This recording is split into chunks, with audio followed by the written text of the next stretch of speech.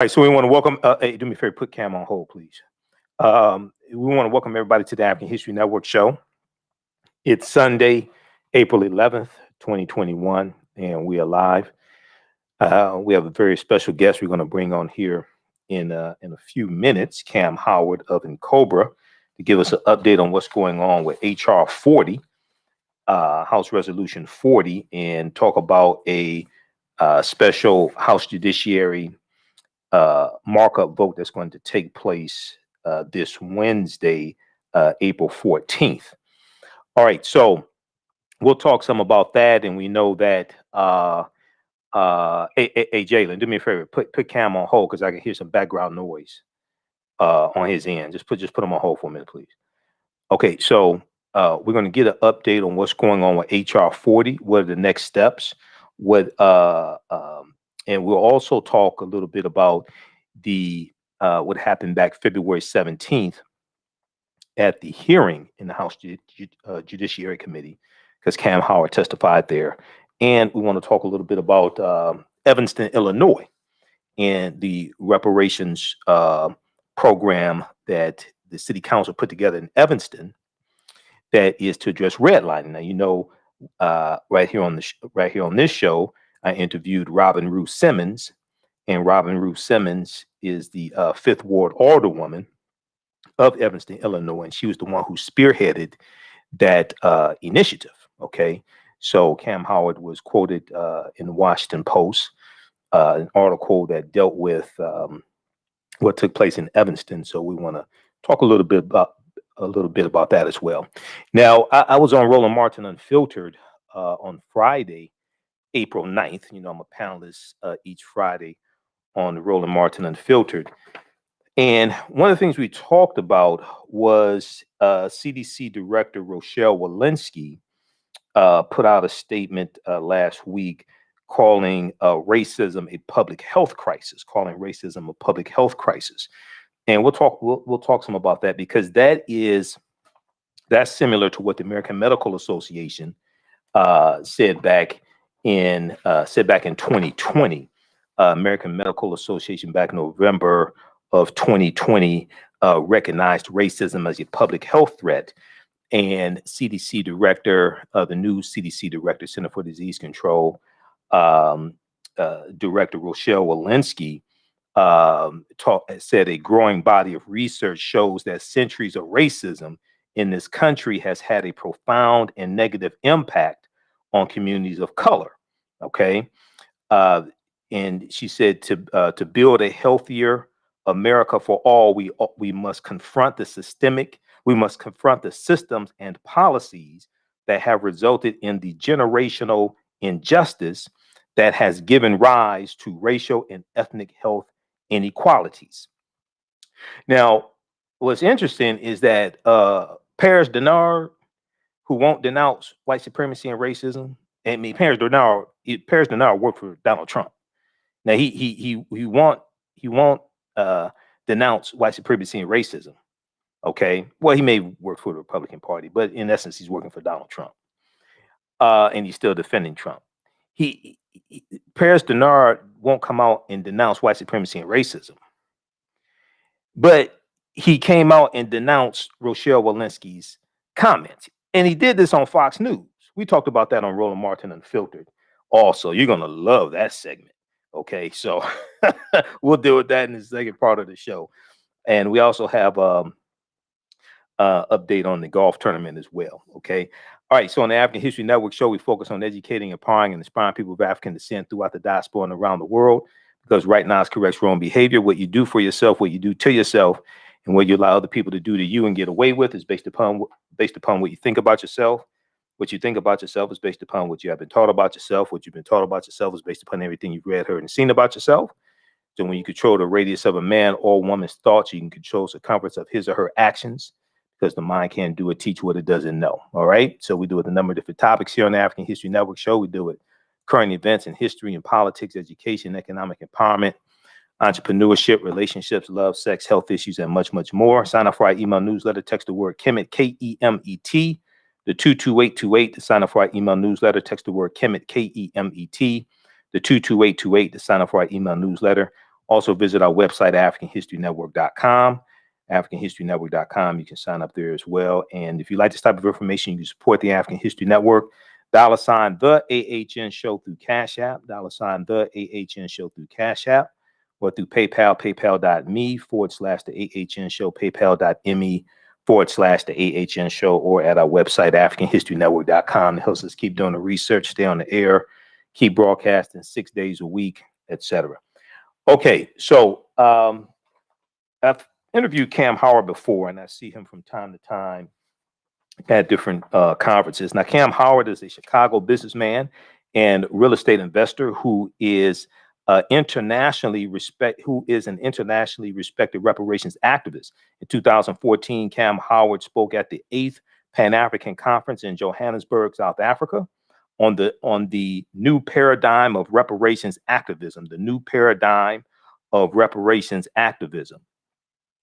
In 2016, Kamm Howard was a key organizer for the U.S. visit of the United Nations Working Group of Experts for People of African Descent that proclaimed that the U.S. must engage reparations. Kamm Howard has been a 16-year member of the National Coalition of Blacks for Reparations in America, also known as NCOBRA. In 2015, as a member of NCOBRA, Kamm Howard led a team to revise HR40, the federal reparations bill. Kamm Howard has also recently authored a pamphlet called Laying the Foundation for Local Reparations, a guide for providing national symmetry for local reparations efforts. And in June of 2020, Kamm Howard successfully led the work to pass the City of Chicago subcommittee on reparations. So we want to welcome back to the African History Network show, Kamm Howard. Hotep, brother, how you doing tonight? Hotep, brother Michael. It's a pleasure, brother, to be on your show again. Thank you. All right, man. All right. Good to talk to you. So I saw you posted on Facebook about HR40. So there's going to be a House Judiciary vote on Wednesday, April 14th. I heard Dr. Greg Carr talk about this also on Roland Martin Unfiltered last week. But HR40 Reparations Judiciary Committee vote, and then there's going to be a forum as well on Wednesday, April 14th at 7 p.m. Eastern Standard Time. So first, tell us about this House Judiciary Committee vote. What is this all about? So sure, this is a historic event. This is the first time this bill has made it this far. As you know, HR40 was first introduced, the first version was first introduced in 1989 by Congressman John Conyers. Right. In every congressional session since that time, he reintroduced the bill. In 2017, he accepted a revised version of the bill that the National African American Reparations Commission presented to him. That he then submitted that bill, and that's the bill that was revised in 2017 that is in Congress today. And the difference between the two bills were, the first bill was designed to study whether or not there was continued injury among current living Africans, people of African descent, African Americans, Blacks, however we want to name ourselves. Right. Whether or not there was current injury among those of us who was living as a result of slavery and Jim Crow segregation. And then the commission would make recommendations. When we revised the bill, we had said that there was no need to study that component. There was so much scholarly work that's been, since 1989 that proves that there's continued injury, that we're living the effects not only of enslavement and Jim Crow segregation, but also post-Jim Crow crimes. I apologize, brother, for the background noise. I am driving. Okay. But anyway, that bill was revised. It's now a remedy bill. And Congresswoman Sheila Jackson Lee picked it up in 2019. Right. She again introduced it in 2021. In 2019, we had one of the first hearings on Juneteenth. I think it was of 2019. Right. I saw that. There was a major hearing in the subcommittee. And then there was a second hearing in February to announce this time in congressional session. And what's important about that is that hearings are designed to get more co-sponsors enough knowledge of the bill in Congress to move it to a vote in the committee. Okay, let me have you repeat that sentence again. You were breaking up a little bit, Cam. Hey, Cam, you said the co-sponsor is to get enough votes. Repeat that again because you were breaking up. Okay, hold it right there, man. We have to do a quick update on the Masters golf tournament. Go ahead with the update, Jalen. Stand by.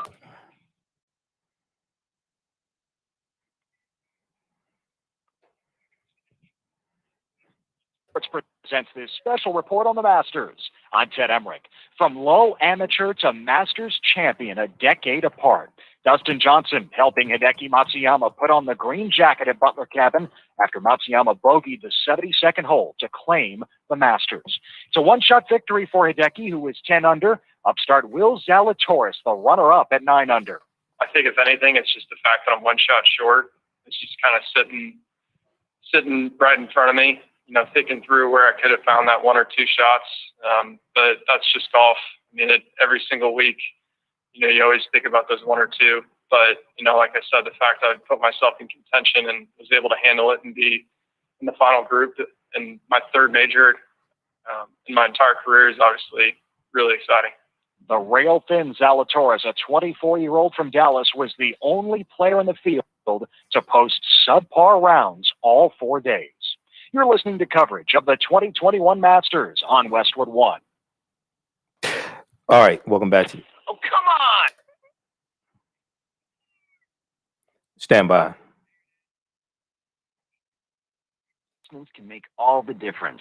We feel the same way about financial planning. With Fidelity Wealth Management, your dedicated advisor will work with you to create a personalized plan for your full financial picture. And as your needs change, they'll help you make adjustments so you can stay on target.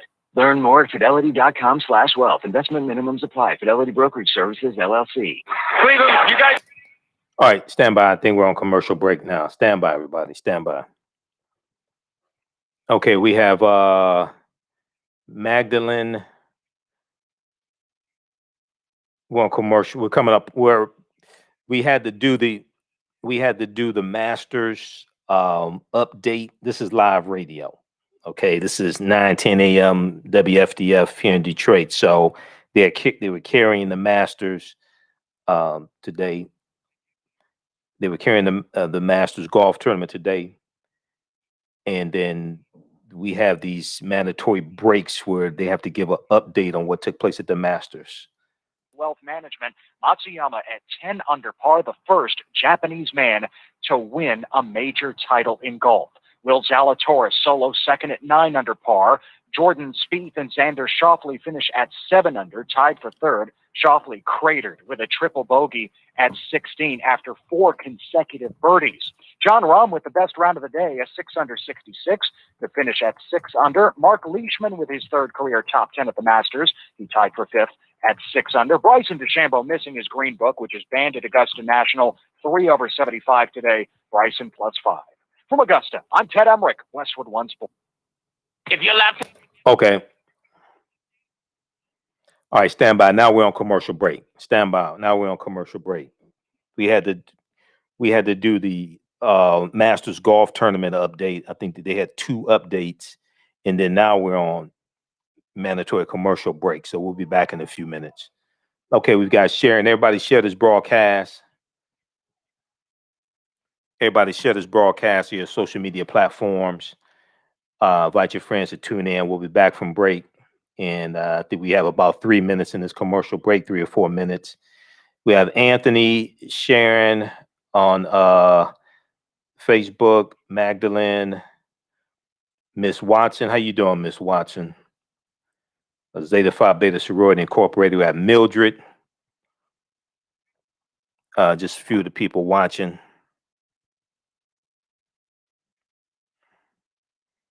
Stand by. We'll be back from break in a couple of minutes. I think we have a 1-hour show tonight because of the golf tournament. That's what my producer was telling me. We're only on for an hour. I have to see. I'm not sure if I'm going to keep going after. I'm tired. I'm not sure if I'm going to keep going after the hour. I have to figure. I do have a 2-hour show laid out, but I have to see how my energy level is after this first hour if I want to keep going. I may just say this stuff for Monday show because I have to be back here 11 p.m. Eastern Standard Time Monday night.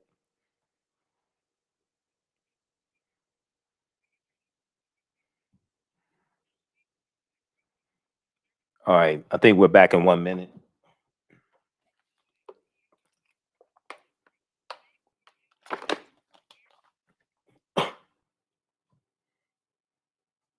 And the Superstation, the oldest radio station in town since 1922. Welcome back to the African History Network show right here on 910 AM, the Superstation WFDF. I'm your host, Brother Michael M. Hotep. It is Sunday, April 11th, 2021. We are live. We just got an update on the golf tournament, and then we went to commercial break. Right before the break, we were speaking with Kamm Howard, National Male Co-Chair of NCOBRA, and we were talking about HR40 and a historic vote that's going to take place in the House Judiciary Committee on Wednesday, April 14th. And also NCOBRA is going to have a virtual town hall meeting after that as well to discuss what took place. Let's bring Kamm back on. All right, Kamm, sorry about that, man. We had to do an update on what's going on with the Masters golf tournament, then go to commercial break. Okay, so sorry about that. Dude, this is a long way from when I used to be on Blog Talk Radio, man. This is like real radio. So this is real radio, man. This ain't Blog Talk. But I was just, yeah. Go ahead. For sure. So yeah, I was just saying how, that a hearing is designed to educate the congresspersons on the bill, as well as the public, but mostly designed to get more co-sponsors, get more buy-in from their colleagues, so that legislation can go before the full committee for a vote, and then from there to the floor. And so now, after the last hearing, we positioned the bill. Congresswoman Sheila Jackson-Lee, who's the sponsor, Congressman Gerald Nadler, who's the chair of the Judiciary Committee. They positioned the bill to go before the full Judiciary Committee for a vote. Right. It's called a markup because they debated, they edited, and then they voted up or down. We're certain that we have a number of votes in the Judiciary. The Democrats hold a large majority in the Judiciary Committee. We know this bill will be voted out of committee, which is historic. And then it will go before the full floor of the House for a vote, and then to the Senate. And so, there's been a lot of planning, a lot of strategy. Well, hold on, just a second. Hey, Kamm, just a second. You said it goes out of the House. Then did you say it goes to the Senate? Right. So it goes out of the Judiciary Committee. That's what's going to happen on Wednesday. Right. On Wednesday, it'll be voted out of Judiciary. Right. Then it would go to the full House for a floor vote. That would probably be in June. We're looking to try to schedule it around Juneteenth, first week of July.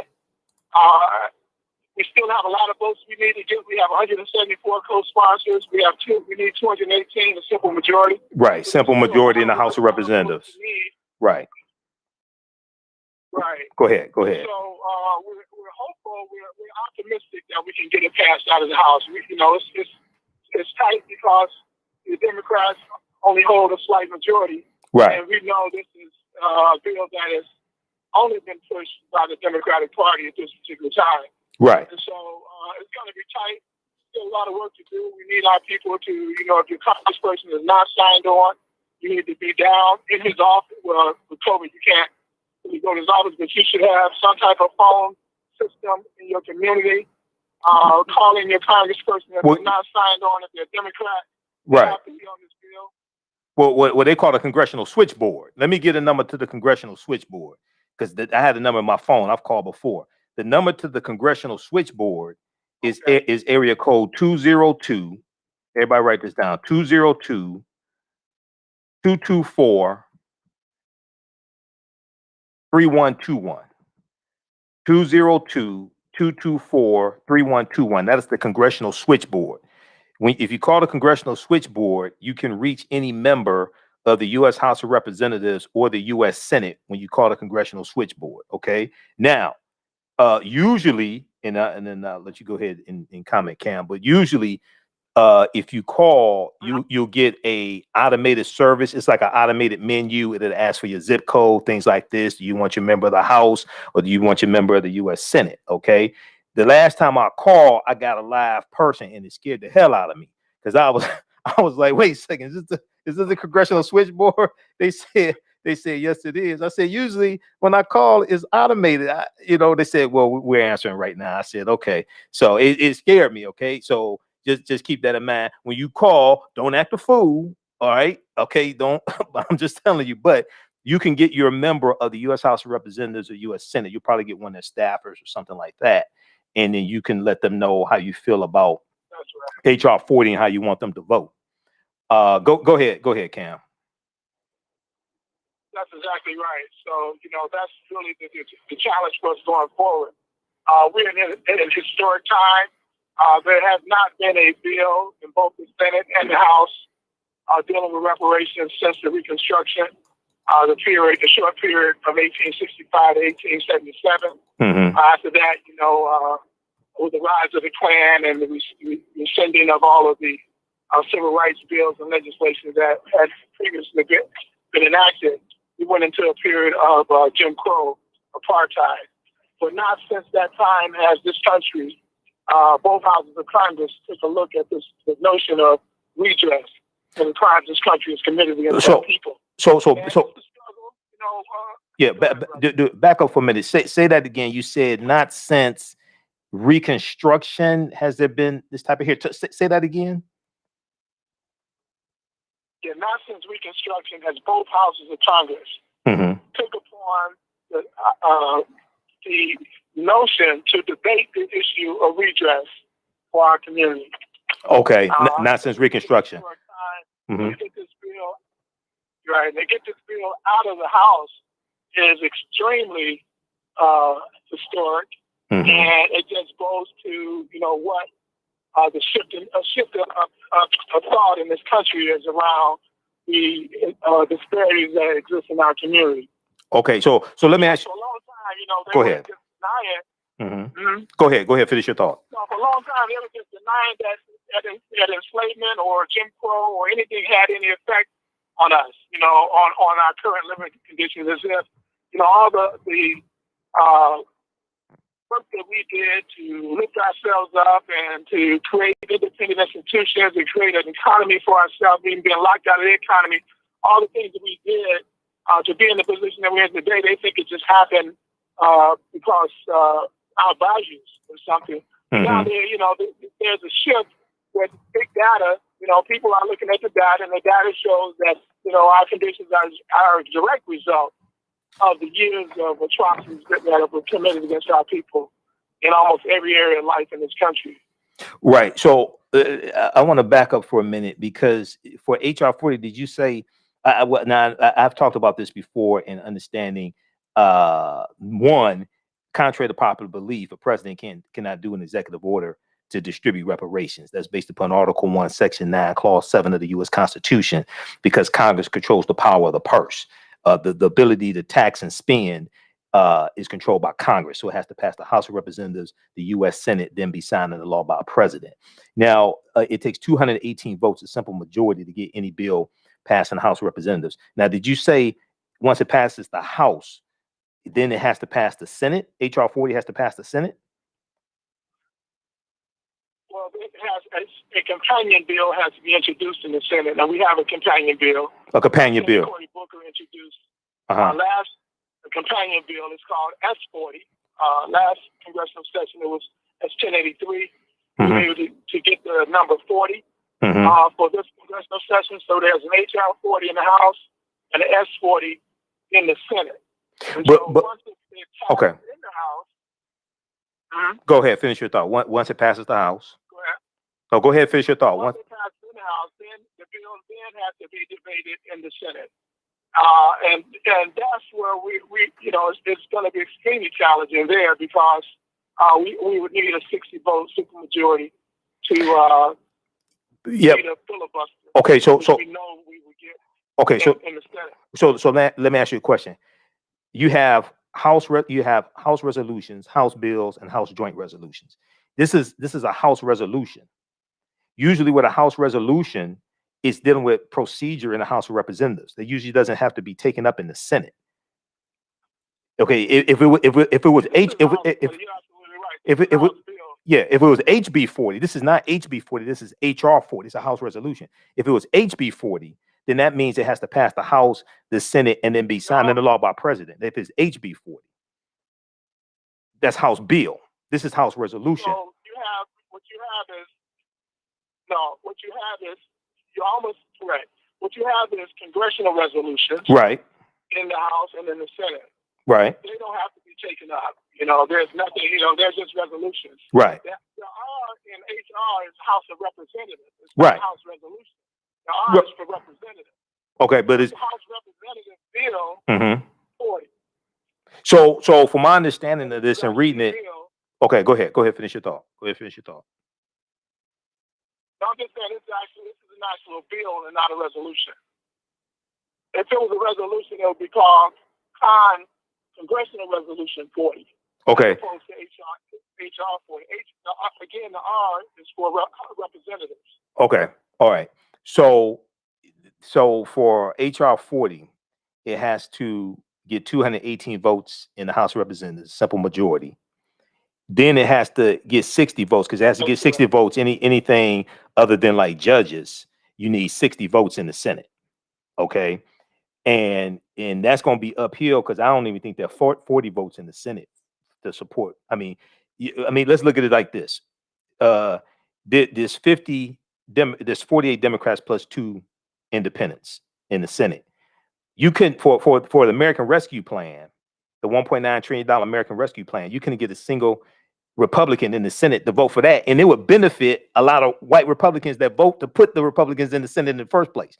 So how do we get I want to get clarification on this. So for HR 40, which is to put together a commission to study the impact of slavery and the legacy of slavery, things like that, right? And to do the study, right? That's HR 40, correct?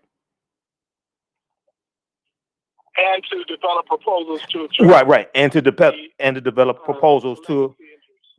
develop proposals to actually distribute reparations. Like how do you distribute? What form should it be in? Right, that's all HR 40, right?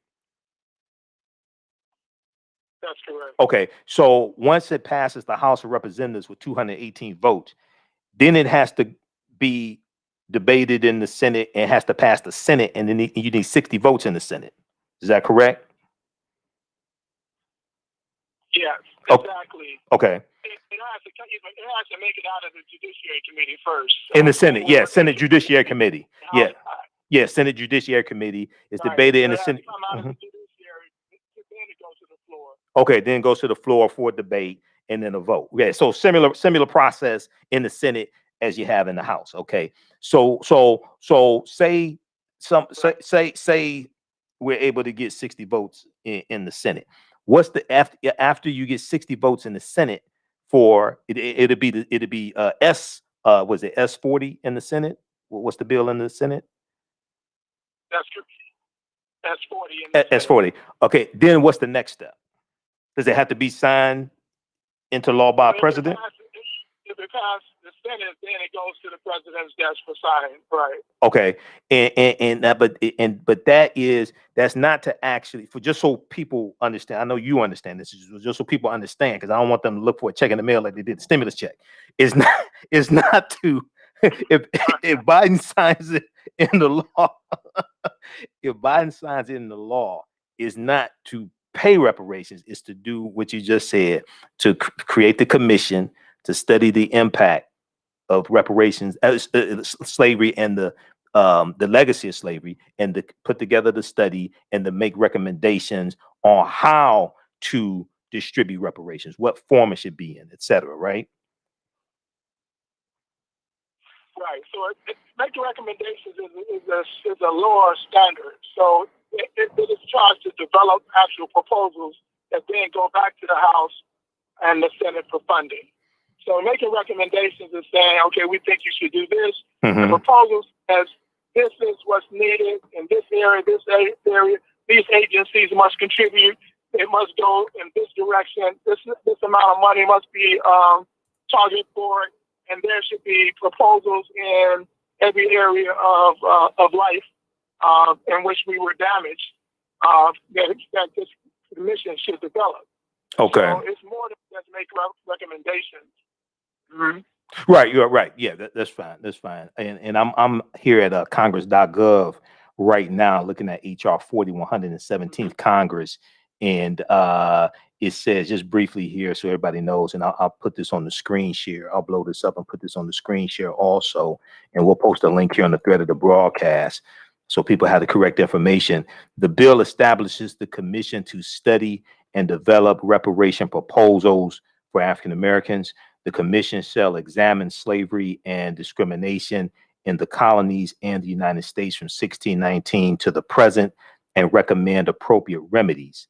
The commission shall identify, 1, the role of the federal and state governments in supporting the institution of slavery; 2, forms of discrimination in the public and private sectors against freed slaves and their descendants; and 3, lingering negative effects of slavery on living African Americans and society. Okay, so we're going to put this, I'm going to post the link here on the thread of the broadcast so people can actually read it. And there's more information here also. This is from Congress.gov. When you want to research bills in Congress, either the House of Representatives or Senate, you can go to Congress.gov and you can actually read the bills there.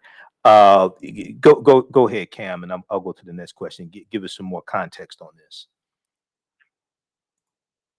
So yeah, so also I would like for you to go to incobraonline.org. Oh yeah. We have a primer, HR40 primer on our website. Not only is the bill and the primer, but the primer actually is a teaching tool to let you know exactly what the HR40 bill is designed to do, breaks it down. Okay. Let you know what some of the possible proposals that will come out of the commission will actually do. Okay. You're absolutely right. The passage of this bill does not put any reparations resource, does not target any reparation resource to our community, whether it's in the form of a check or in the form of student debt relief or business development grants, anything like that. What it's designed to do is create a commission to create a comprehensive plan, right, to address all of the injuries that we suffer from as a result of 400 years of atrocities. So it's not a piecemeal thing. It's to develop a comprehensive plan that would probably take trillions of dollars of appropriations over several years to make sure that what comes out of the commission actually does what it's designed to do. But that's what it's determined to do. We will have to go back to Congress for funding for whatever the commission produces. Right. Okay. Now, up on the screen right now, up on our screen share right now, those on Facebook and YouTube can see this. I have what you posted on Facebook. This is about the Wednesday, April 14th, 7 p.m. Eastern Standard Time, the virtual HR40 Reparations Judiciary Committee Vote Forum. Okay. And this is going to take place after the vote takes place in the House Judiciary Committee on Wednesday. Tell people about this forum. What's going to take place here? And this is also at incobraonline.org. Go ahead, Cam. That's right. So for about the last 9-10 months on a weekly basis, there's a group of about 18 of us who represents various organizations meet weekly to strategize around HR40. Okay. In that meeting, about 75% of the times, Congresswoman Sheila Jackson-Lee joins that meeting. But we have a judiciary staffer who lead counsel in the Judiciary Committee who's been in every one of those meetings. The National African American Reparations Commission and COBRA, Human Rights Watch, Center for American Progress, ACLU, Council of Churches, Color Change, and there's some other organizations who also have representatives there in that strategy group. And we meet and we strategize and we push the regulation forward. We, put out certain information to educate. We get co-sponsors. We educate the legislators. We, do whatever it takes to get this bill passed. And so after this vote, some of those strategists will be on this webinar to explain exactly what happened for those who did not see the vote, and to analyze it and to actually talk about our strategy going forward. Because this is a long-term process. Right. We revised this bill in 2015. Here, 6 years later, it's just getting out of the Judiciary Committee. But we've been fighting this fight since we got here. Okay, so and you'll have people like Dr. Greg Carr, my friend Dr. Greg Carr. I know Dr. Greg Carr from ASCAC, Association for the Study of Classical African Civilizations, and you'll have my man Dr. Ray Winbush. I've had Dr. Ray Winbush on the show before. Dr. Ron Daniels, I've had him on the show before as well. You'll have Sheila Jackson Lee. Now, so let me ask you a couple questions. I know before I saw you, and I'm going to flip over here to congress.gov and let people see the information here for HR40. We'll try to zoom in on this, but look at people check out HR40 at congress.gov. So I know, I saw you at one of the conferences before. I can't remember whether it's the Black Homeschooling Conference in Atlanta or something. And I was talking to you about Black Wall Street in Tulsa, Oklahoma. And I was talking to you about the Black Freedmen Indian Treaties of 1866 and how some of the Africans who were enslaved by the Choctaw, Chickasaw, Creek, Cherokee, and Seminole Indians were able to get some type of reparations through the Black Freedmen Indian Treaties of 1866. And one of the things I talk about are legal arguments for reparations. So I was trying to find out from you, for instance, like a lot of people don't know that the U.S. Congress outlawed the international transatlantic slave trade March 2nd, 1807. And then that went into effect January 1st, 1808. So, and that's based upon Article 1, Section 9, Clause 1 of the U.S. Constitution. So I was wondering if you all are focusing in on the period of time from January 1st, 1808 to June of 1860 when the Clotilda comes in, because all those Africans that were brought into the country, that was illegal based upon federal law. It was human trafficking.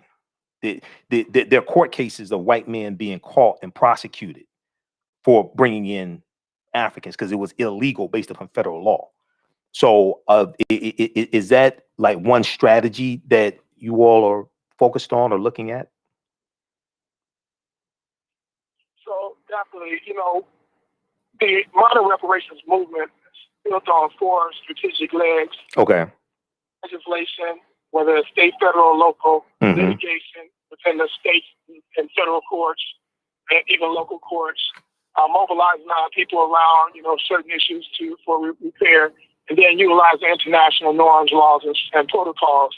Okay. So litigation is definitely one aspect of the struggle. After the 2005 defeat, because it's very expensive, the reparations lawsuit, we lost the federal district level, but we could appeal, and we just haven't put together enough resources to appeal. Well, that's a strong case that we had, and that's a strong case that you're talking about now. Right. That it was against the law to engage in trafficking through the slave trade post 1808. And I know there's a brother in New York, I think his name is Issa, who's been pushing that particular litigation piece. But right now, the major litigation... Oh, I think you're talking about Dr. Jahi Issa? Dr. Jahi Issa? Yeah. I interviewed Dr. Jahi Issa and brother Reggie Marbury. Yeah, I know them. I've interviewed them. We did a 4-hour interview breaking this down. So, but what I'm talking about, I'm not talking about doing a lawsuit. I don't want you to misunderstand what I'm saying. I'm not talking about doing a lawsuit. I'm talking about in your overall argument for reparations and the damage that was done, making that is a legal argument based upon the U.S. Constitution that can be at the foundation of the argument. But I'm not talking about trying to go to court. Okay. However, if you are challenged in court, then your foundational argument is rooted in the U.S. Constitution. But I'm not talking about doing a lawsuit because that's expensive. Okay.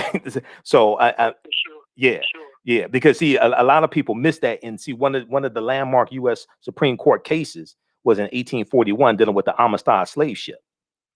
And when you research the Amistad, okay, hold on. I think we got to do a break for the Masters. Hold on for a second, Cam. All right, what are we doing, Jalen? We got to do a break for the Masters. All my Masters are dead, man. What we got a break for? All right, stand by, everybody. Stand by.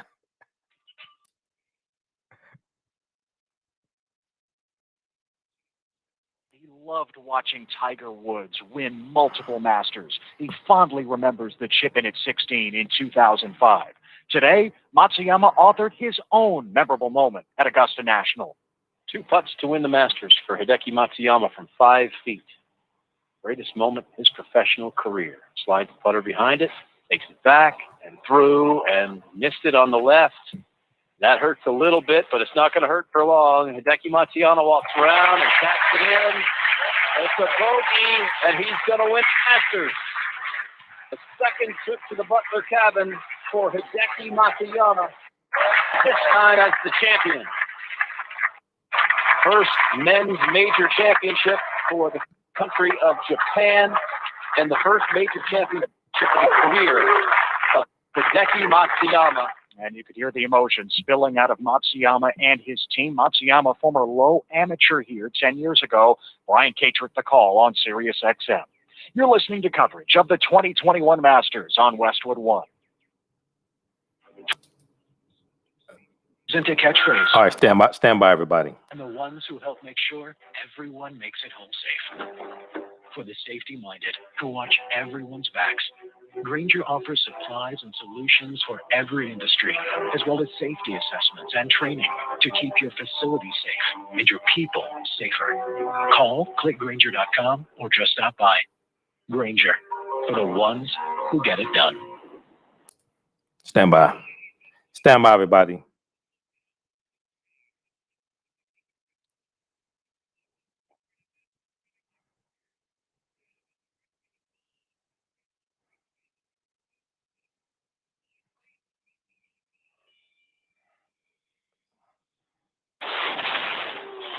All right, everybody, we're on commercial break. Stand by.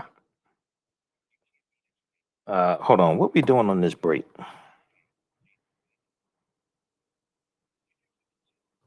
First player to win the Masters with an over par final round since Trevor Immelman in 2008. A 1 over 73 is just enough. Matsuyama 10 under par. Will Zalatoris the runner-up at 9 under. Jordan Spieth, Xander Schauffele tie for third at 7 under. 3 back. And Tiger Woods tweeted to congratulate Matsuyama this evening. He said, "Making Japan proud, Hideki. Congratulations on such a huge accomplishment for you and your country. This historical Masters win will impact the entire golf world."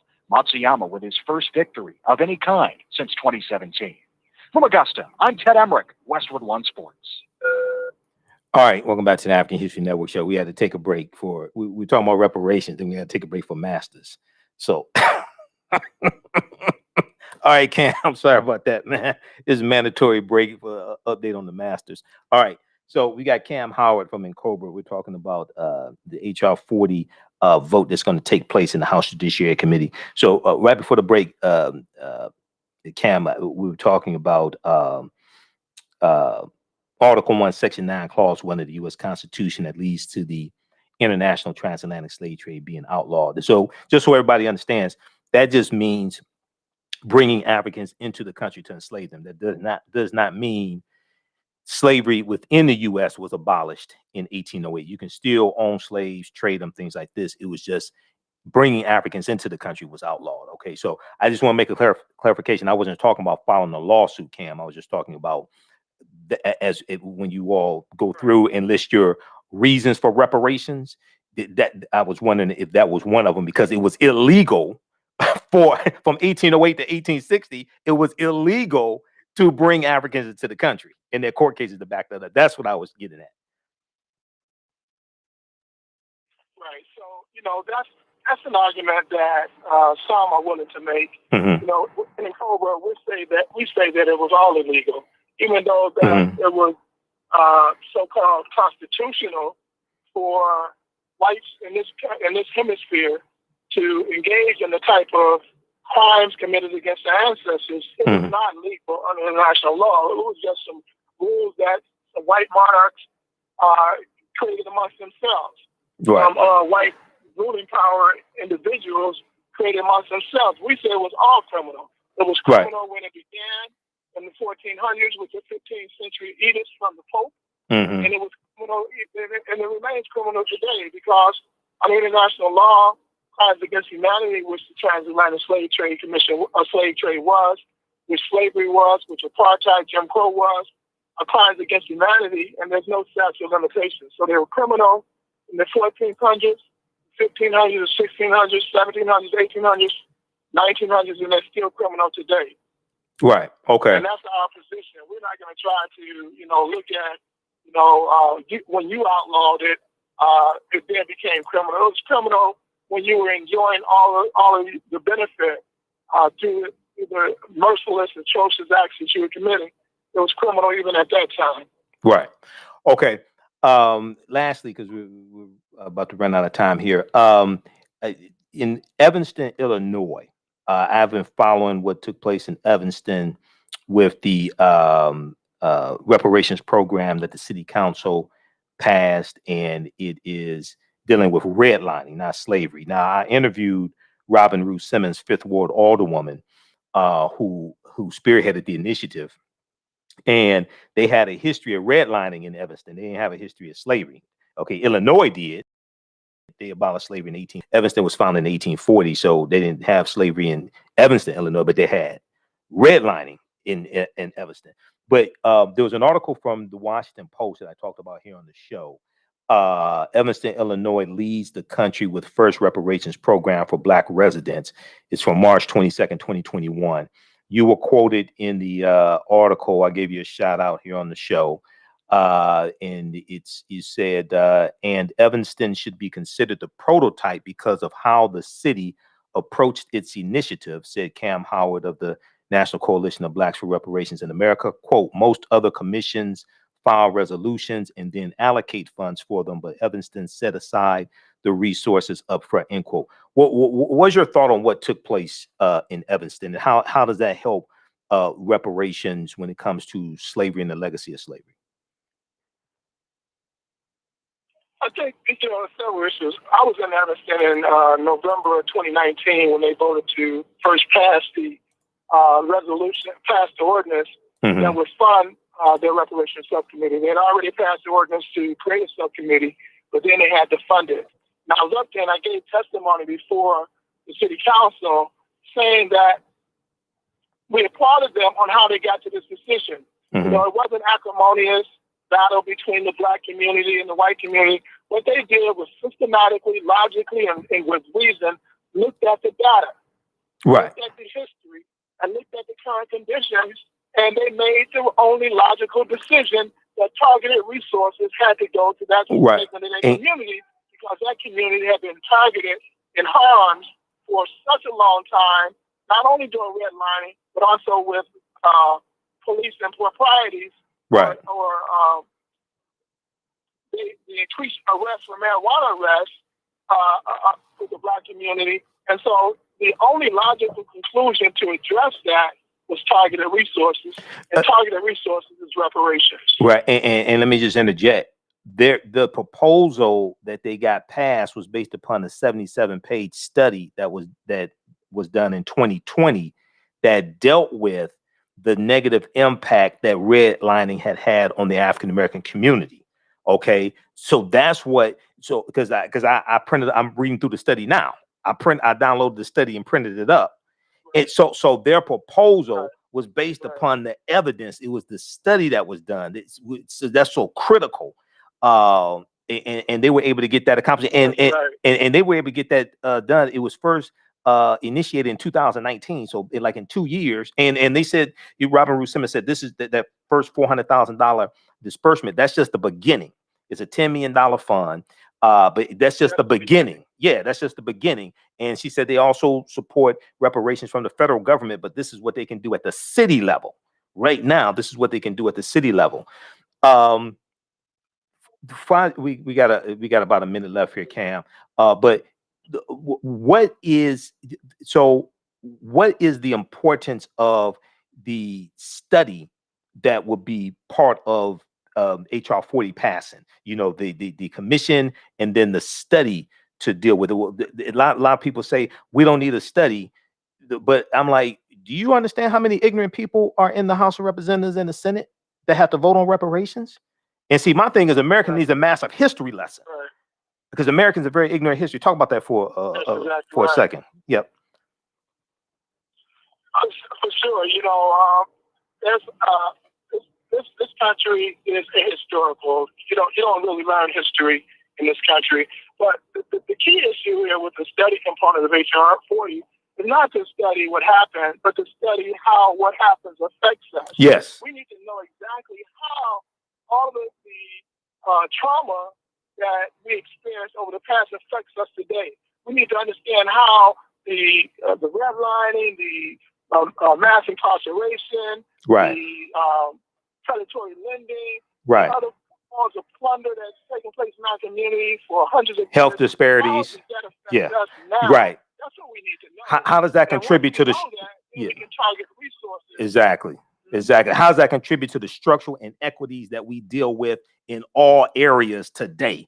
That's a legacy of slavery, dealing with laws and policies put in place. That's why that study is so important. All right, quickly, what's the website? How can people get in contact with you? What's the website? We're out of time here. Okay. And CobraOnline.org. Much appreciate you, brother. And CobraOnline.org. All right, Cam. Talk to y'all later. Peace. Okay.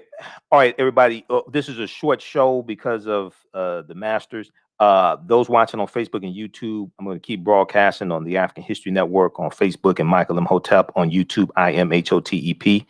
We'll be back Monday night. Remember, right now, let's correct wrong behaviors, not over till we win. Wakanda forever. We'll talk to you Monday. Peace. Stand by. Stand by, everybody. Okay, we're going to keep broadcasting. We had a short show. I think they re-airing the Masters or something. Man, we talking about reparations, and we get interrupted by our Masters or something. But anyway, okay. I'm going to squeeze in this one last story, and then the rest of the stuff, I'm tired. So normally it's 2 hours Sunday night. I don't have enough energy to do 2 hours. But I'm going to squeeze in this last story dealing with the CDC director declaring racism as a public threat, which is correct. So check out this information. Check out we'll post a link here again for Cobra and the forum that's taking place Wednesday, April 14th, 7 p.m. Eastern Standard Time. You can go to CobraOnline.org. It's an online forum. And they're going to talk about what took place in the House Judiciary Committee earlier that day. So it's very, very important. And if HR40 got to pass the Senate before signing the law, I'm telling you right now, it ain't gonna happen in 117th Congress. I hate to burst your bubble. It's not gonna happen in the 117th Congress.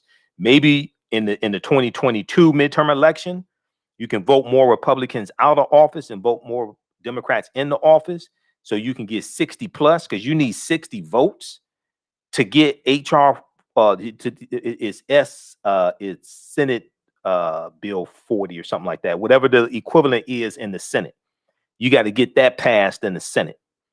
You need 60 votes. That ain't happening right now. It's only 50 Democrats in the Senate, and you're not going to get any Republicans to vote for this. I told you before, Black Tea Party Republican Tim Scott of South Carolina. He's the only African-American Republican in the Senate. He already said he's against reparations and is not going to vote for it.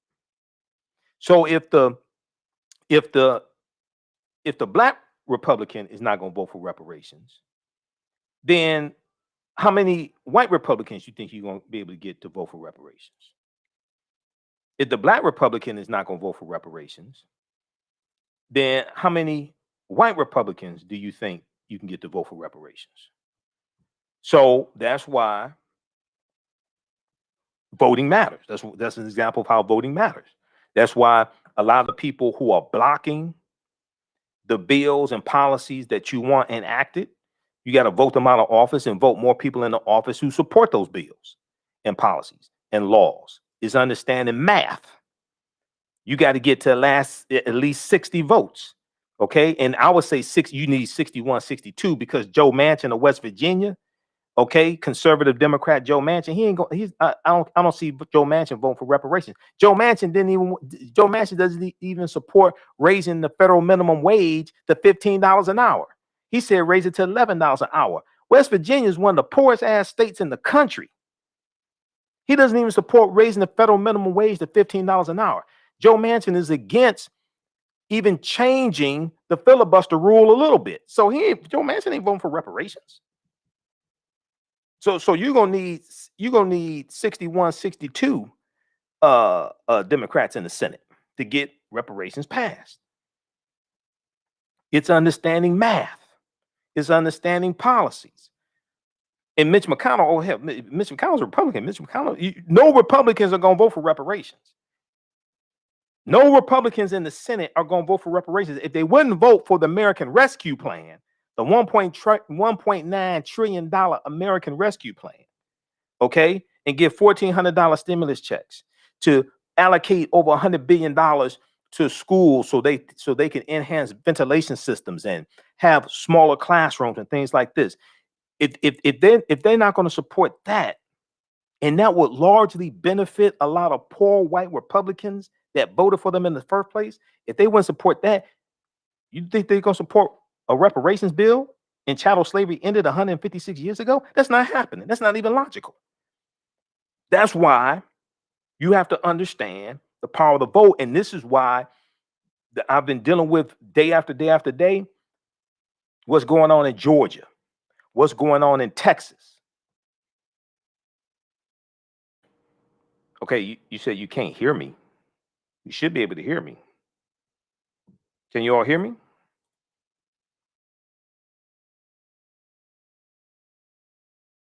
Okay. If you can't hear me, refresh your screen. I'll refresh your screen if you. Okay. Because the 361 voter restriction bills that are in 47 state legislatures as of March 24th, 2021, the Brennan Center for Justice is tracking 361 voter restriction bills in 47 state legislatures. That directly impacts our ability to be able to vote more people in the office who support reparations. The problem is most people who talk about reparations and say we want reparations can't logically, realistically tell you how to get it. Because I still have people saying the president could do an executive order to pay reparations. No, that's Article 1, Section 9, Clause 7 of the U.S. Constitution. Congress controls the power of the purse. This is why you have to read the U.S. Constitution. All right. So we have that. We have you've heard me talk about my online class, Ancient Kemet, the Moors, and the Ma'afa, understanding the transatlantic slave trade, what they didn't teach you in school, Ancient Kemet, the Moors, and the Ma'afa, understanding the transatlantic slave trade, what they didn't teach you in school. This is the online course that I teach. We deal with thousands of years of history and what led up to the transatlantic slave trade taking place. I have a new section of the class. We have a new class starting up. It's going to be Saturday, April 17th, 12 p.m. Eastern Standard Time. Saturday, April 17th, 12 p.m. Eastern Standard Time. Ancient Kemet, the Moors, and the Ma'afa, understanding the transatlantic slave trade, what they didn't teach you in school. All right. This is an online course that I teach. We deal with thousands of years of history. It's going to be a 9 weeks, 18-hour online course. So to meet 9 consecutive Saturdays 12 p.m. to 2 p.m. Eastern Standard Time. Some days we may go a little over because I have a lot of information to get through. All right, so we have book references, um, articles. I do a PowerPoint presentation. It's a lot of information. Okay, so we have a new class starting up Saturday, April 17th, 12 p.m.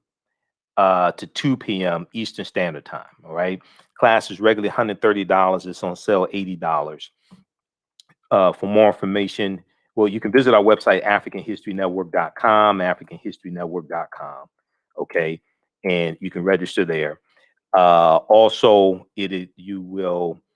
What I'm gonna do. I'm gonna give you the link to our current class. And what happens is when you register for the current class, I'm just going to automatically enroll you into the new class. Okay. So, because I have one class that's finishing up, we have like one more class to go. That class is on Tuesdays. You can go ahead and register now.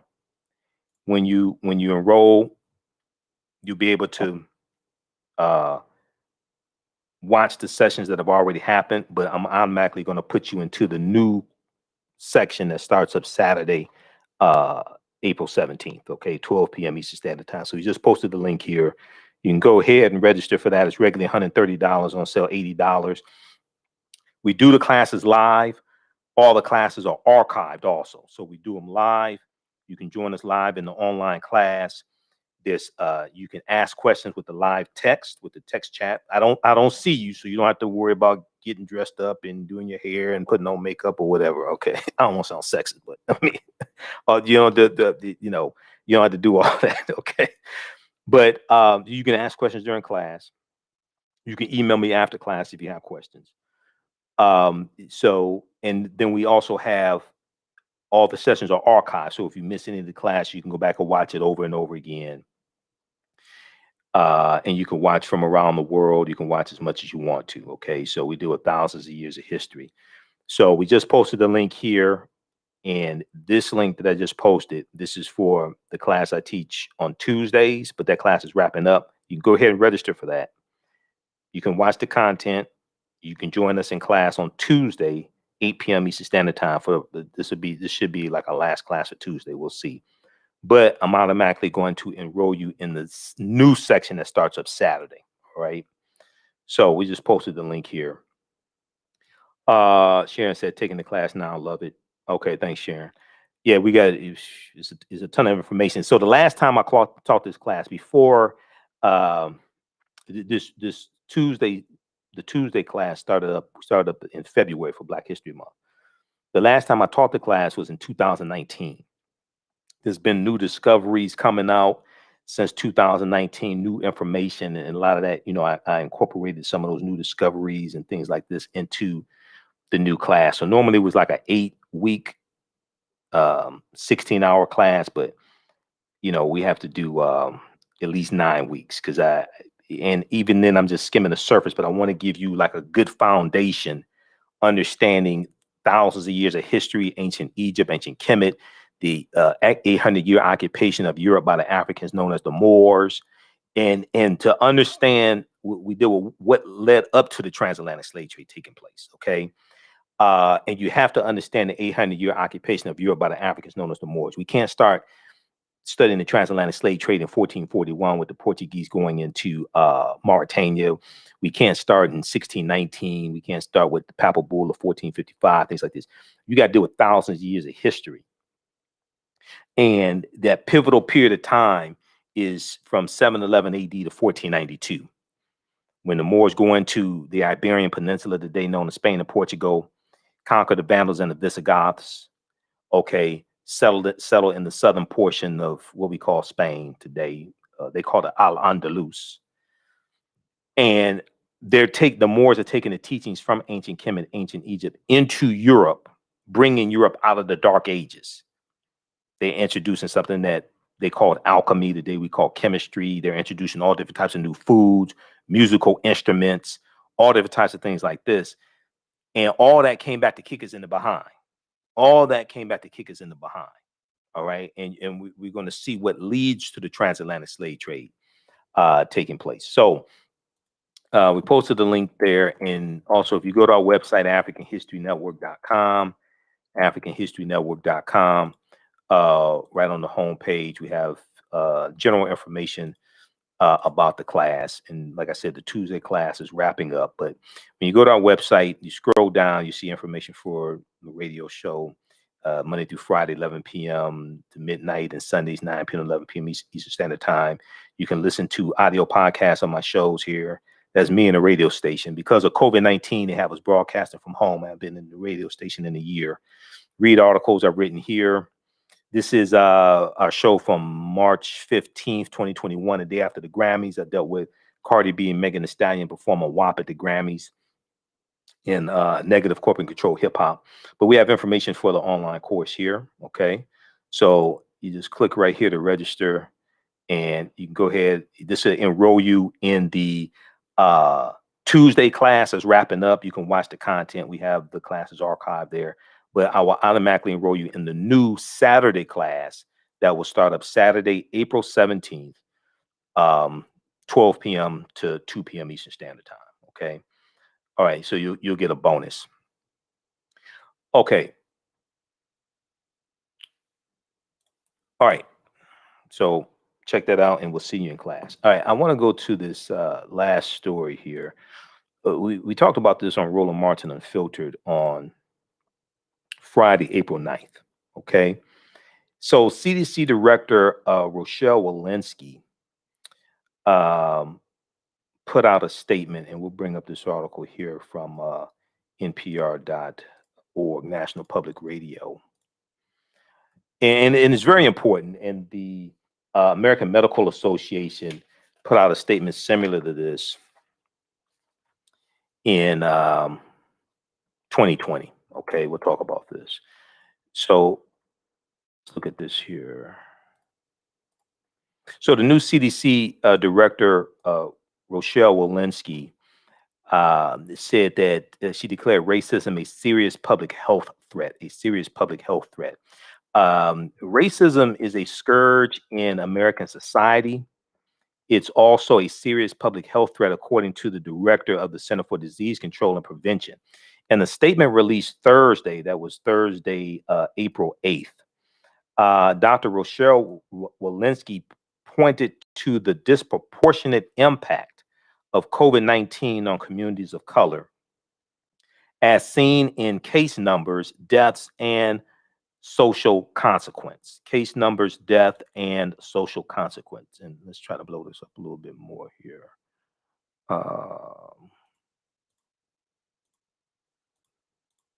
Just a second. Let's increase the size of this.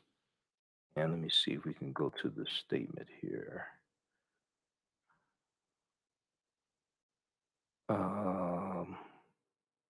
We'll come back to, okay.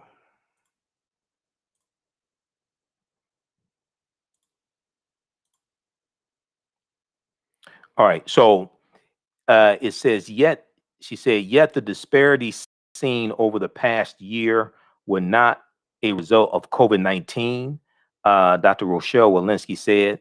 Instead, and can you all see this? Can you all read this?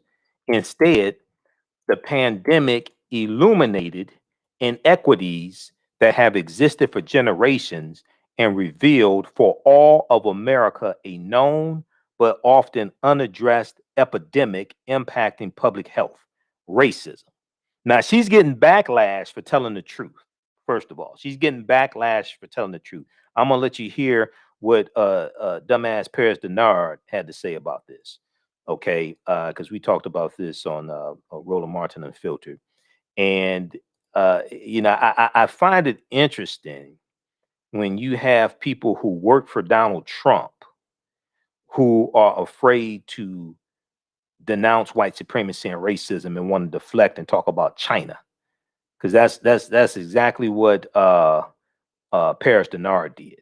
Okay, I'm gonna let you hear what Paris said on Fox News. Now, hopefully, Paris will come to a black show, come to Roland Martin Unfiltered, and talk that BS on Roland Martin Unfiltered. See, he was talking to a white woman on Fox News saying that nonsense.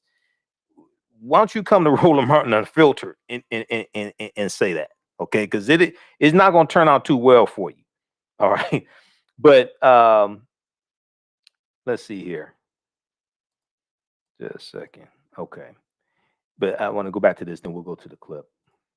So she went on to say, what we know is this: racism is a serious public health threat that indirectly affects the well-being of millions of Americans. Racism is a serious public health threat that directly affects the well-being of millions of Americans. As a result, it affects the health of our entire nation.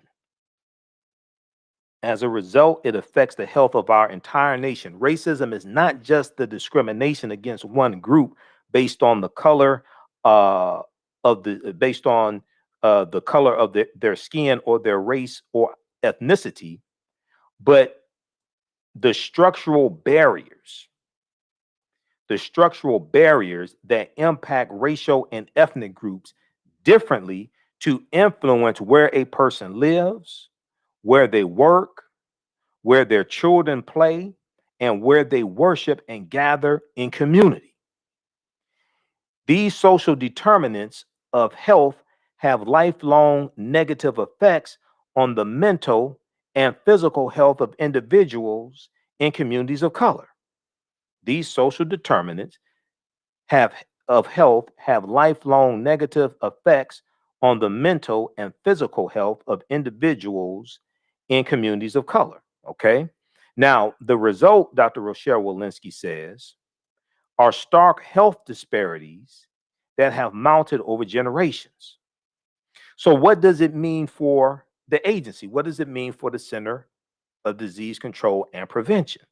Dr. Rochelle Walensky, the new CDC director, has charged all of the offices and centers under the CDC to develop interventions and measurable health outcomes in the next year. Okay?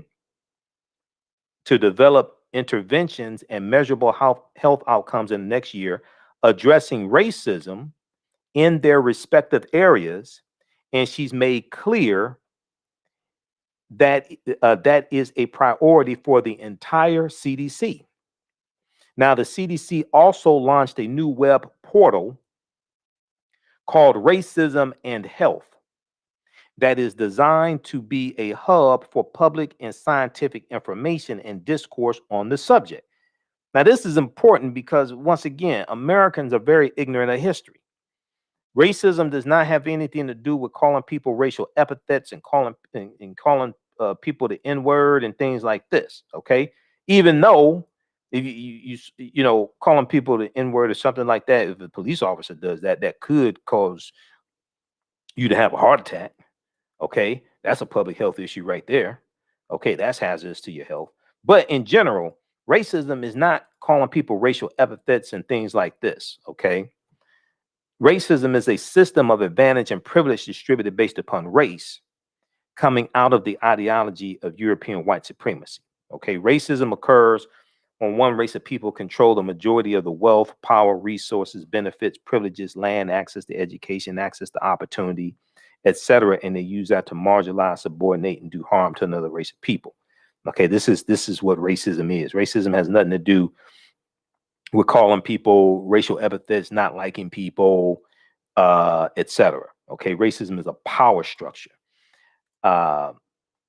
So the calling people racial epithets and racial slurs and things like that, that's bigotry. I'm not saying it's good, but I'm saying we have to be clear what racism is. Racism is a power structure. Okay, so let's go back to this here. I'm gonna go back to this article from NPR. Then we're gonna go to this clip from Roland Martin Unfiltered. Because I was on the show Friday, so I'm gonna let you hear what happened when we discussed this topic. So the CDC also launched a new web portal called Racism and Health that is designed to be a hub for public and scientific information and discourse on the subject. Now, the site notes that racism in both its structural and interpersonal forms has a negative effect on mental and physical health. Okay, has a negative effect on mental and physical health. Dr. Walensky is not trying to avoid hard conversations. She said the word racism is intentional in this initiative for the CDC, she told Time magazine.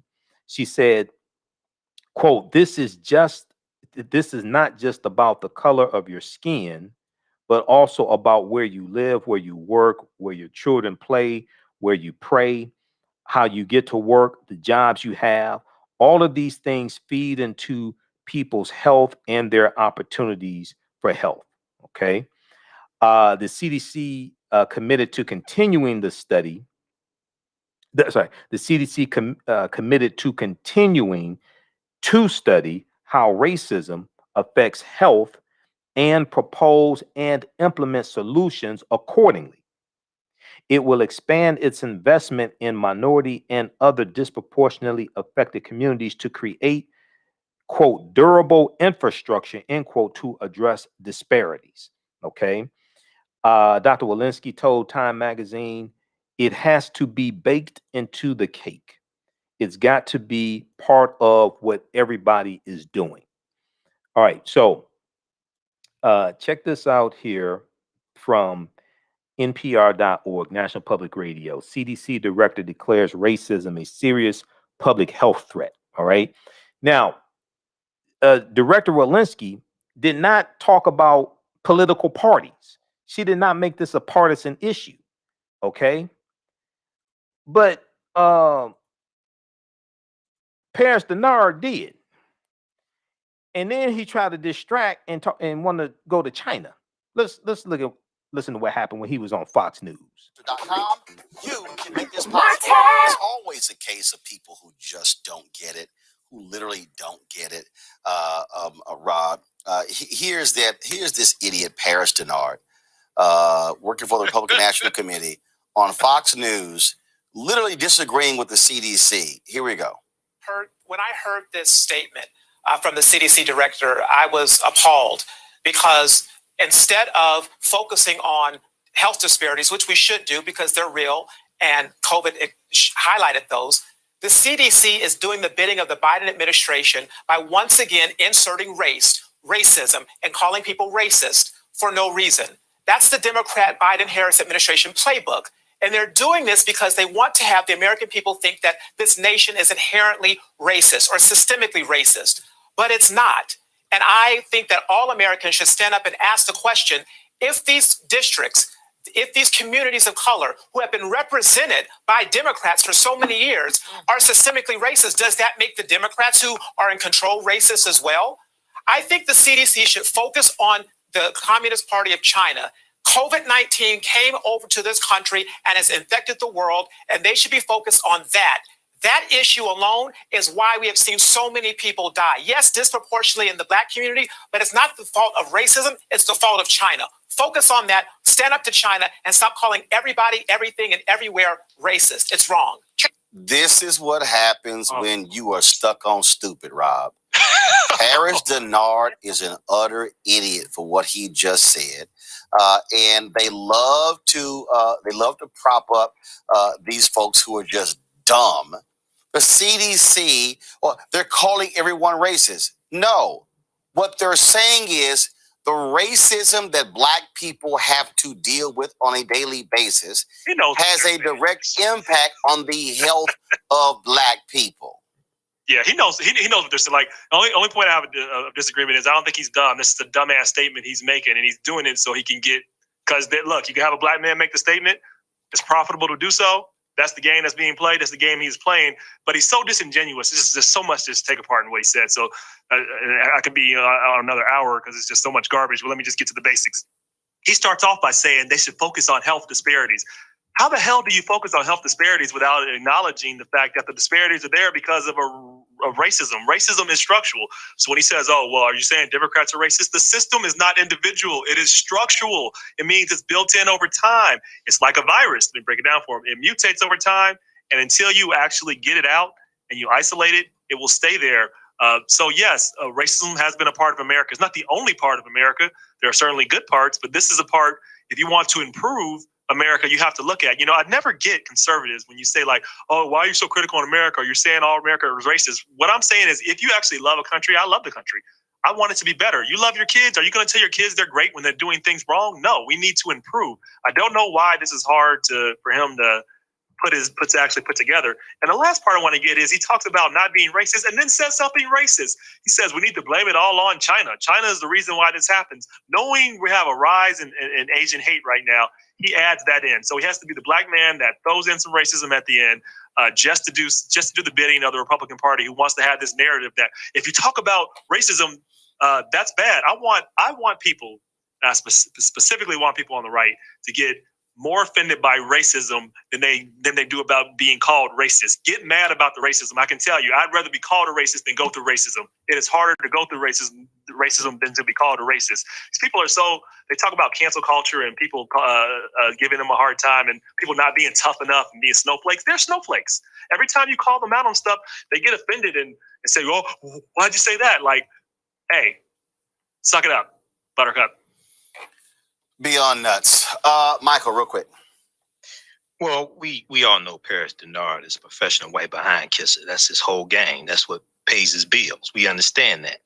But what I find interesting is that he doesn't want to address specifically what CDC Director Rochelle Walensky talked about. A growing body of research shows the centuries of racism in this country has had a profound and negative impact on communities of color.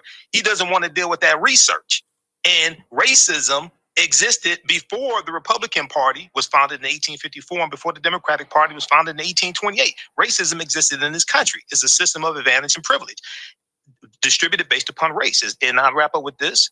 As Dr. Francis Cress Welsing and Nellie Fuller correctly taught us, if you do not understand European white supremacy and racism, what it is and how it works, everything else that you think that you understand will totally confuse you. So what Paris Denard is trying to do on behalf of his people, on behalf of the white people who pay him, is trying to distract and confuse us. So we can't go for that okie doke. Look who he worked for in the White House. All right, folks. And Trump says systemic racism didn't exist. Got it. All right, folks. All right. So Paris is confused. Okay. Paris wanted to distract and then talk about China. He didn't want to deal with the laws and policies that brought about the structural inequities that are legacies of slavery. And the health disparities that CDC Director Dr. Rochelle Walensky was talking about. And these are the same health disparities that Donald Trump did not want to address when he was president. Trump didn't want to address these health disparities. Trump did not believe that systemic racism existed. Not only that, he nominated an attorney general named William Barr, who says systemic racism in policing does not exist. So go read the article from National Public Radio. Okay. We'll pull it back up here. CDC director declares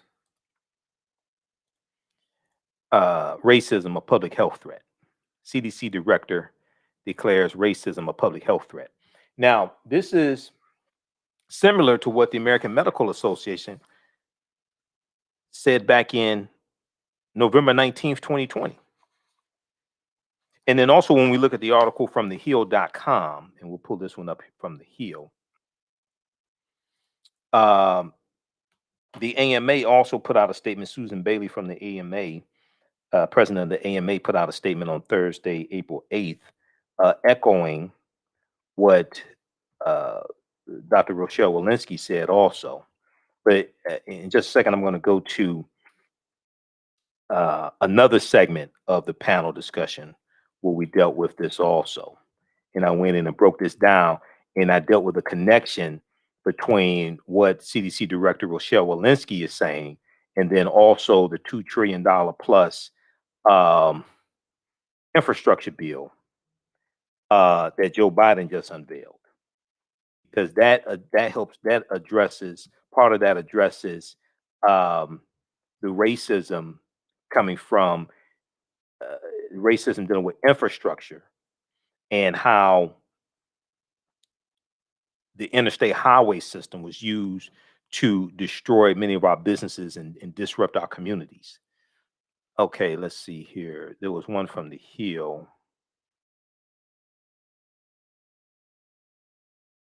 Pull this one up here from the Hill. So, if we look at this one also here from thehill.com, let's flip over and look at this one. CDC director says racism is a serious public health threat. This is from April 8th, 2021. I want to scroll down here. According to the American Public Health Association, more than 170 cities,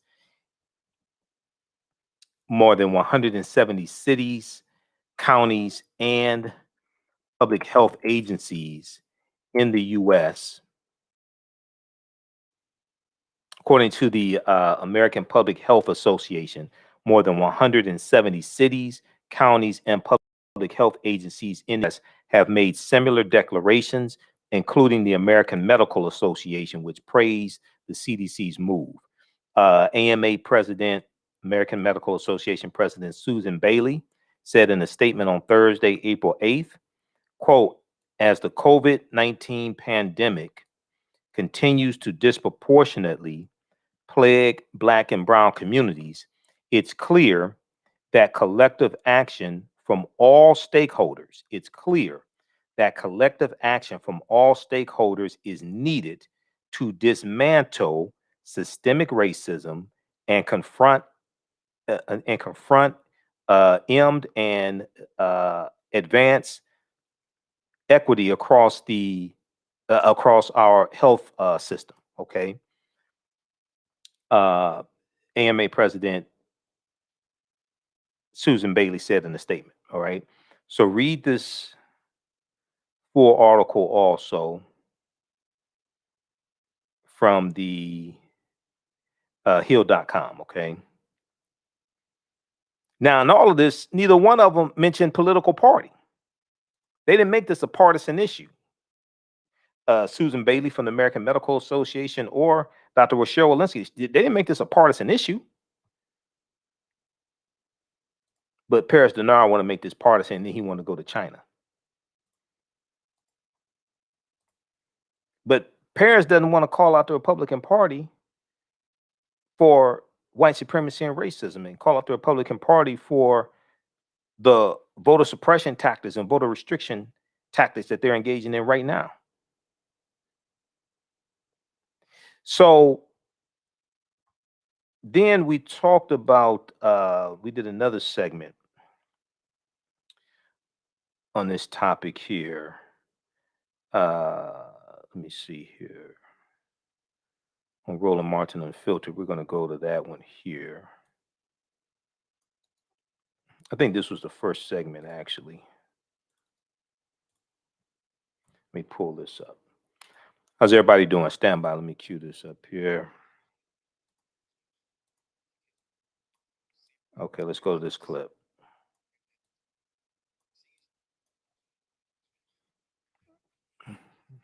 CDC has now declared that racism is a new serious public health threat.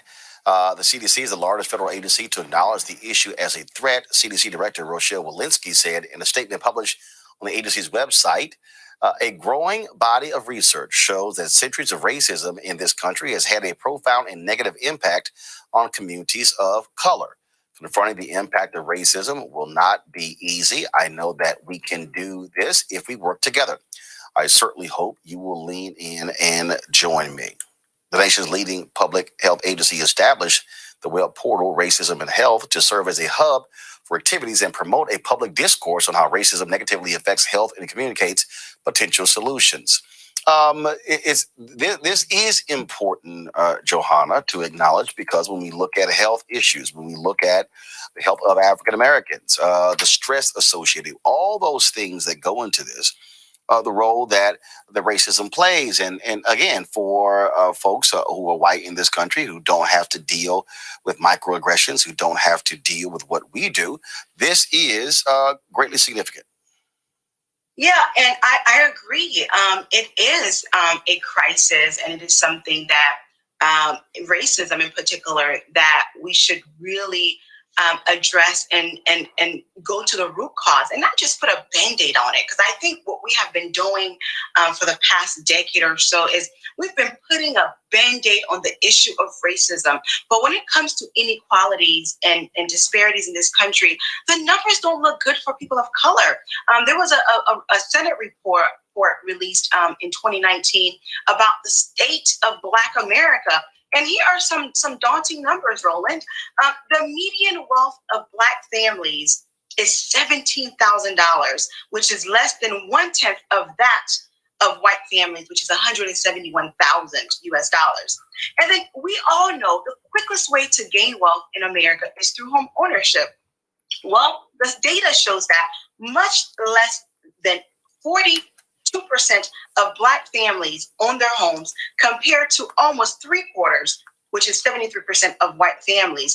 And also, one last point, the typical Black households earn a fraction of white households, just 59% on every dollar. The gap between Black and white annually household incomes is about $29,000 per year. Now, these systemic injustices, and when you look at the data, when you look at when people go on and they attain higher education, they receive professional degrees and so forth, but you don't see that much shift in terms of the inequalities between wealth from white people. So the data is there. Even when Black people take the appropriate steps, do the right thing, follow the law, you go to school, you are a law-abiding citizen, you go to church, right? You do all the things that society tells you to do, the inequality still exists, which is a serious public health crisis, because when you are faced with these challenges, guess what? It impacts your health. It impacts your ability to engage in day-to-day activities. And I know as a Black woman, we are so strong and we are so brave, but so many of us are dealing with these issues internally in the workplace, and it is impacting our health, and we bring it to the household, and it impacts the way we interact with our families and with our children, and so on. So I agree with the doctor. It is a serious public health crisis, and it should have been declared decades ago, not today. Rob? Yeah, I mean, I agree. I've seen a lot of these, and so I'm going to take a little bit of different view. Like, water is wet. Yes, it's been a crisis. Now, because I've seen a lot of state legislators, they do these little resolutions to say, like, racism is a public crisis. Yes, it's been. My next step is always, then what? Like, what are we doing about it? What specifically are we going to do? How much money are we going to allocate to this? What's our steps? What's our plans and policies that change? Because it's been a healthcare, it's been a serious crisis for a really long time. So yes, I'm glad they acknowledged it, but I'm like, okay, now what? Because we have some issues that we need to get solved, and I'm glad they acknowledge it. But I'm now kind of over that. It's like people saying Black Lives Matter. Okay, slow clap. Now what? Like what are we going to do to change things? That's kind of my perspective on this. And the reality, Michael, yeah, now you're the CDC. How are you now going to take this and integrate this into public policy? Yes, policy has to follow behind this, Roland. Racism is a system of advantage and privilege distributed based upon race. Comes out of the ideology of European white supremacy. This is for the purpose of preserving genetic white survival. This is significant here that the CDC director is saying this, Dr. Walensky. And also, the American Medical Association said something very similar back in November of 2020 as well. And that is the American Medical Association. President Susan Bailey put out a statement on Thursday, April 8th, basically backing this up and also talking about the impact that the COVID-19 pandemic has had disproportionately on African American and Hispanic communities. So policy has to follow this And this is why, and all this also ties into, a lot of this also ties into the $2 trillion plus infrastructure bill that Joe Biden just unveiled. Because and Joe Manchin pretty much tried to cancel. Go ahead. Yeah, Joe Manchin tried to. All right. Well, Joe Manchin is in West. I digress. Go ahead. I'm sorry. I took. Yeah. You know, we know Joe Manchin's game, but there's a history behind racism and infrastructure and U.S. highways. Okay, the U.S. Interstate Highway Acts of 1952 and 1956 drove somewhere around 41,000 miles of interstate highway across the country, but they ran right through African American communities, wiping out a lot of our homes, wiping out a lot of our businesses, disrupting our communities. So that this right here, dealing with racism, is we see this in all aspects of society. So you have to have policy that addresses this to correct this. Okay, this is why this is so important. And lastly, you know, this ties into the study from Citigroup Bank that came out September 2020 that dealt with how the U.S. economy has lost $16 trillion over the past 20 years, from the year 2000 to the year 2020. And it's because of policies dealing with racism. And but one thing that's important that it says is that if you can correct these structural inequities, then over the next 5 years, the U.S. economy can grow by $5 trillion. So there's an incentive to create this. Something important that Citigroup study shows is that how racism negatively impacts everybody, including many white people who they think who think they benefit from racism. It shows how it even negatively impacts you as well. So this is a good first step, but we have to have policy behind it. All right. All right. So that was from Friday, April 9th, 2021 on Roland Martin Unfiltered. You know, on my Friday, April 9th show of the African History Network show, we dealt with Joe Biden's, so we talked about Biden's $2 trillion infrastructure plan. And then, we dealt with the history of how racism shaped interstate highways. And this is an article here from National Public Radio I'm showing you. We talked about this on Friday's show. Then I tied that into Biden's $2 trillion plus infrastructure plan. And his infrastructure plan addresses some of those structural inequities that have happened previously when it comes to the interstate highways. Okay. And let me see if we can pull this up here.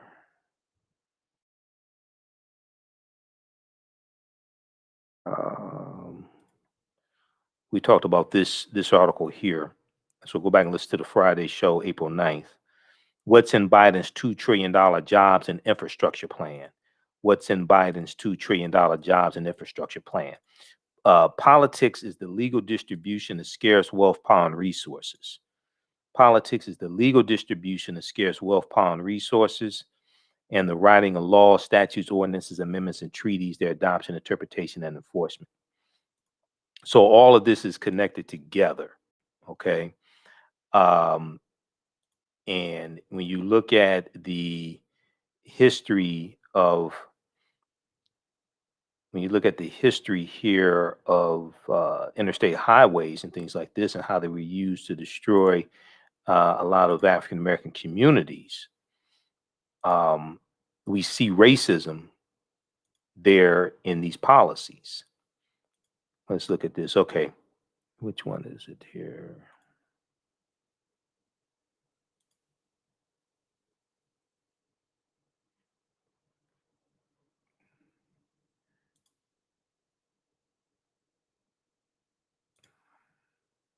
Okay, this is right here.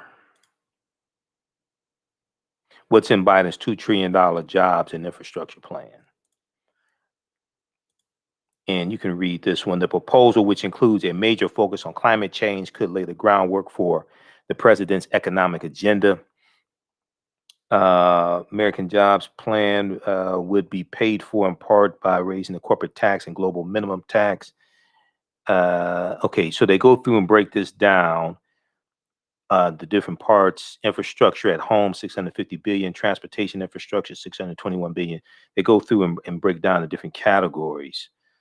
But then they talk about It's like 40 billion infrastructure infrastructure home. Okay, care economy. The plan expands access to home or community-based care for seniors with disabilities. There was 40 billion dealing with, okay. The White House says that 40% of the benefits of its climate and clean infrastructure investments. White House says 40% of the benefits of its climate and clean infrastructure investments would go to disadvantaged communities. So read this, because this bill would be very, very beneficial. So check this out. We talked about this Friday. All right. Then also, I showed you this article a couple minutes ago. This is from newsone.com. Where's that one? This is from newsone.com. This dealt with a study. This article came out January 25th, 2018. This dealt with a study that talked about young people and smoking. Young people are 80% more likely to smoke before turning 16. But it dealt with the link between racism and smoking. Folks know racism can kill, and a new study shows it turns blacks to smoking. This is by Clarissa Hamlin for newsone.com. And it says black folks who light up cigarettes, African-American youth are 80% more likely to take up smoking before the age of 16, a new study revealed. African-American youth are 80% more likely to start smoking before the age of 16. Now, the startling statistic indicates what most in the African-American community already know is a true fact. Racism can kill you. Academic researchers at King's College London, King''s, academic researchers at King's College London just looked into a particular way that racial abuse can strike and harm folks with their findings. They interviewed 6,500 pupils between the ages of 11 to 13 across 51 London schools, collecting data which shows that those who experience more racism are more likely to have more toxic stress. Those who experience more racism are more likely to have more toxic stress. Thus, they turn to destructive coping mechanisms such as smoking. Now, as I talked about on the show Friday, there are approximately 600 ingredients in cigarettes. There's only a fraction of them that are listed on the packages, but there's approximately 600 ingredients in cigarettes. Quote, these findings highlight the role of racism as an important social determinant of health, said lead author Dr. Ursula Reed, part of the Determinants of Young Adult Social Well-Being and Health, DASH, D-A-S-H, Determinants of Young Adult Social Well-Being and Health. She said this in an interview with The Independent, the news outlet, The Independent. And there's a tweet here, racism linked to uptake of smoking in young people. This tweet from January 25th, 2018. Now, the study, which presents some water is wet facts that are no secret among African Americans, does a solid job of telling the world that Black health matters. Researchers' findings show others that Black mental health is compromised. Is comprised. Researchers' findings show others that Black mental health is comprised by racism. Or I think they meant to say compromised by racism. And this problem should be addressed. Officials encourage family and friends of African American smokers to get involved and lead interventions to combat racism with the data associating strong family ties with a smaller likelihood of smoking. With the data, officials encourage family and friends of African American smokers to get involved and lead interventions to combat racism with data associating with the data associating strong family ties with a smaller likelihood of smoking. Public health groups are instrumental in the fight to end racism related smoking, researchers said. Groups must weigh and consider the quote impact of these health harming behaviors when making future policy. Now, religion was also considered by researchers, as the study found less than 20% of ethnic minority participants reported no religious affiliations. Hopefully, this study can start some constructive conversations where people can address racism and the biases that give it life. So check out this article here. This is from our archives. This is from January 25th, 2018.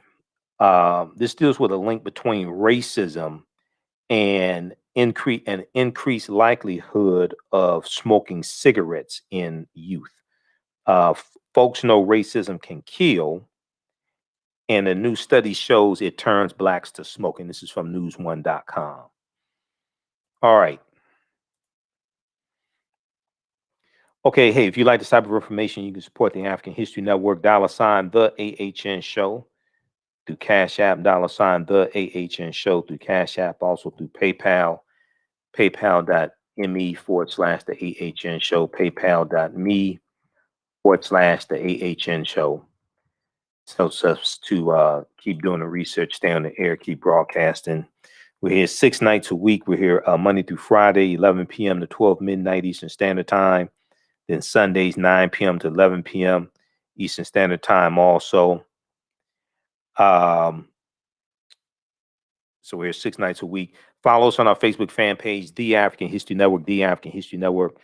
Turn on live notifications so you know when we go live. Also follow me on YouTube, Michael M. Hotep, IMHOTEP on YouTube. Turn on live notifications there, so you know when we go live as well.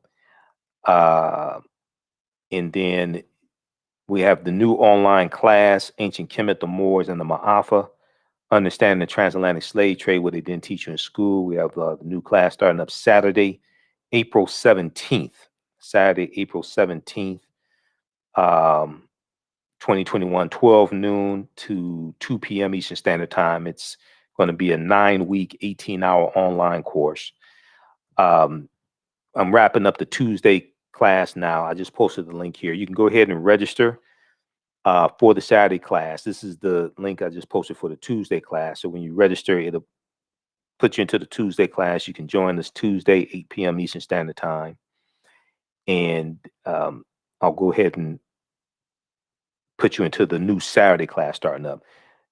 You'll be able to watch the previous sessions also, because all the sessions are recorded. You'll be able to go back and watch the previous sessions also when you register. Okay, so the class is regular $130. It's on sale $80. We do it thousands of years of history. It's very visual. I do PowerPoint presentation. We have book articles. We have book references, articles, video clips, everything. All right, we have to get out of here. Remember, at the African History Network, we focus on educating, empowering, and inspiring people of African descent throughout the diaspora and around the world, because right now it's correct wrong behavior. It's not over till we win. Wakanda forever. And we'll talk to you tomorrow night. Peace. Thanks for tuning in.